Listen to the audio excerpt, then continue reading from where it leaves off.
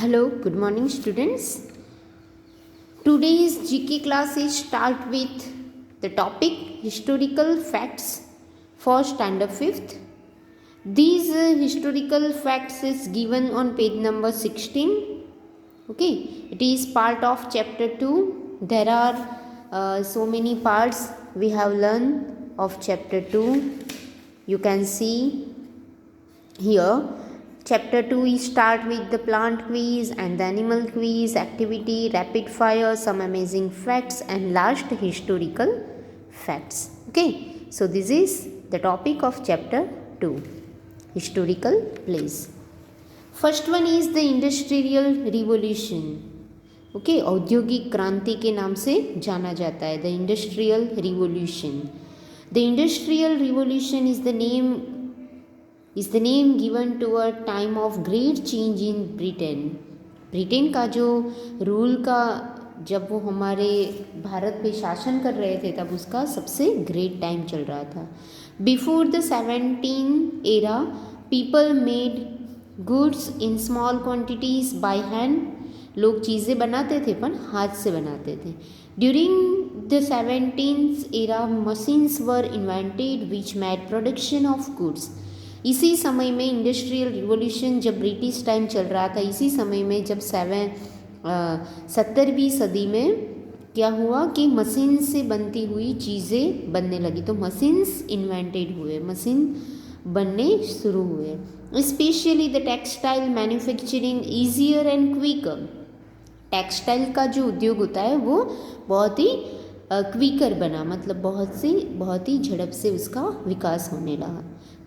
Thereafter, manufacturing industry started flourishing throughout the world. और इसी समय से इंडस्ट्री की शुरुआत हुई, औद्योगिक क्रांति के नाम से जानी जाती है. Second one, the golden age in India, the age of the Guptas. Gupta युग के बारे में आपने सिक्स स्टैंडर्ड में पढ़ोगे ऐसे सब्जेक्ट में. ओके, सभी साम्राज्य के बारे में, भारत पर किस किस राजाओं का राज्य था और कौन से राजा बहुत ही बाहुबल थे और किस राजा के समय को गोल्डन समय के नाम से जाना जाता है बिकॉज उन्होंने बहुत सारी इमारतें बनाई, मस्जिद सब बनाए, बाग बगीचे. तो ऐसे कुछ राजा है, ओके, किंग्स है जिनके समय को गोल्डन एज से जाना जाता है. तो चलो पढ़ते. Golden age in India, Bharat का सुवर्ण युग.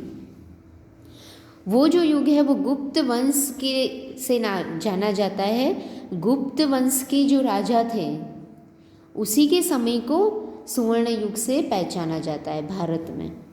Just as Chandragupta Maurya saved the people of Magadha kingdom. तो चंद्रगुप्त मौर्य जो थे उनका जो किंगडम था उसको मगध के नाम से जाना जाता था. From the tyranny of the Nanda kings in 4th century BCE, before Christian age, BCE. So also the people of Magad, long harassed by invaders, found shelter in another Chandragupta in 14th century CE, Christian era. The Guptas established a large kingdom over north side में उन्होंने अपना kingdom मतलब अपना राज्य स्थापित किया India में. And gave it stability, peace and prosperity. तो मगध के जो लोग थे जो बहुत ही परेशान थे इन्वाडर से, वो चंद्रगुप्त मौर्य के साम्राज्य में बहुत ही खुश थे.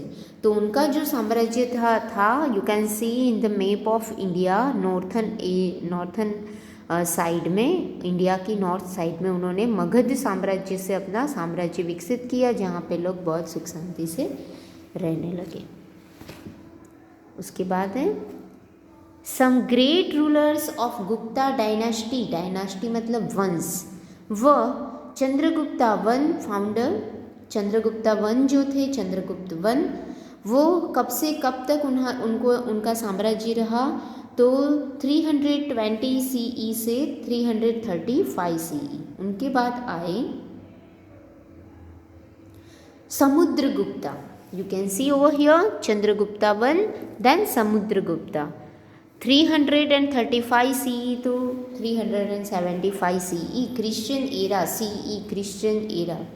उसके बाद आए चंद्रगुप्ता टू, उनका समय लिखा गया है 375 से 415 तक। उसके बाद आए कुमार गुप्ता वन, 415 से 455 तक रहे।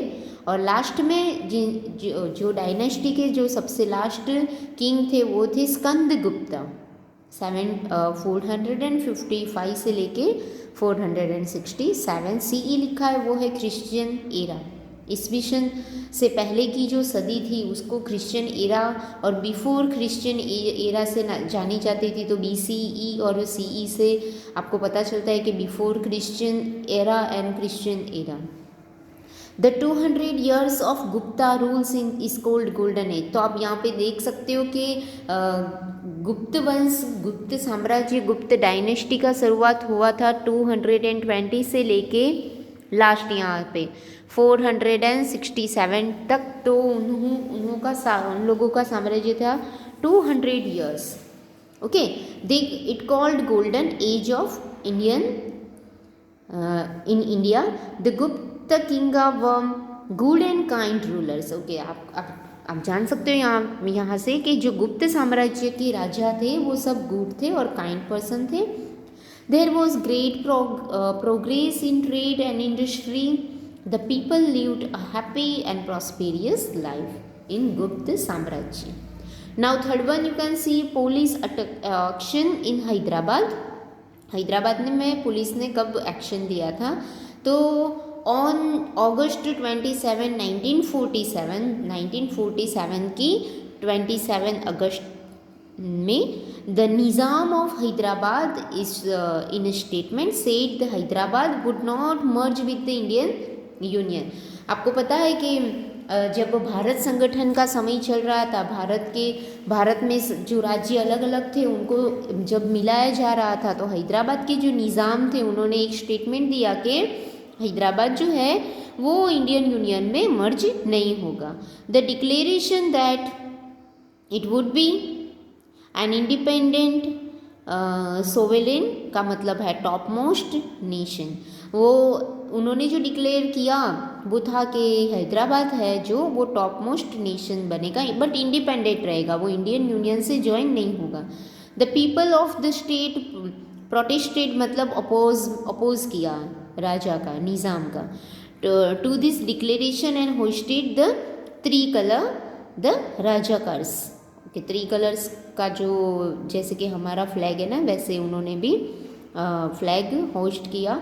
The Razakars band of armed guards formed by the Nizam government unleash reign का मतलब है रूल करना of terror on them.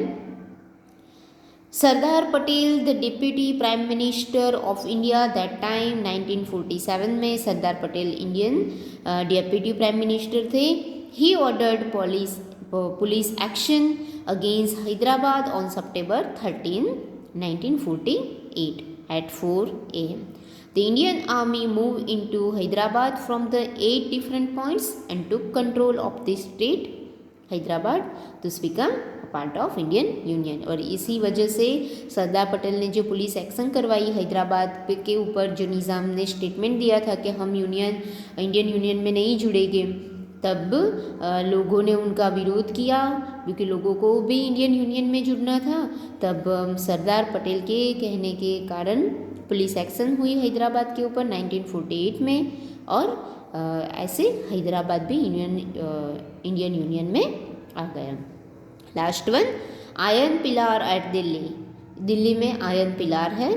The iron pillar at Delhi was set up by Kumar Gupta one. Okay, किसने बनाया है? कुमार गुप्ता ने। कुमार गुप्ता कौन से वंश के राजा थे? तो गुप्त डायनेस्टी के राजा थे। In 415 CE in honour of his father Kumar Gupta two. You can see here, जो कुमार गुप्ता है वो किसके लड़के थे? चंद्रगुप्ता टू के। तो here the honour of his father Chandragupta two. It was originally put up at the site in Mathura originally इसका जो सेटअप है वो मथुरा में हुआ था। The pillar is an example of engineering marvel. जो पिलार बना है आयन का 98% आयन का यूज़ हुआ है इसमें, वो इंजीनियरिंग मार्वल का एक उत्कृष्ट उदाहरण है। It has not rusted through, it is expose to the ravages. यहाँ पे रिवेजिस का मतलब होता है बर्बाद करना, ruin of time and weather. So this is your chapter 2's topic historical facts. Okay, it is about your, it gives the information about the historical facts that gain your knowledge. We will meet soon with another point. Thank you.